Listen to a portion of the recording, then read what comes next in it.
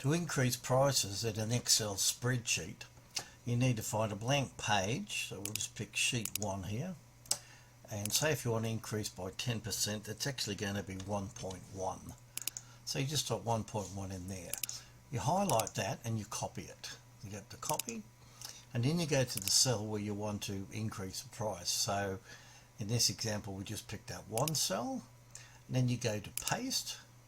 You go down here to paste special, you go values, and you go multiply. And you'll see there it's actually gone up to 39 when it should actually be 38.50, and that's because if you go down to format cells, you'll see you have no decimal places there.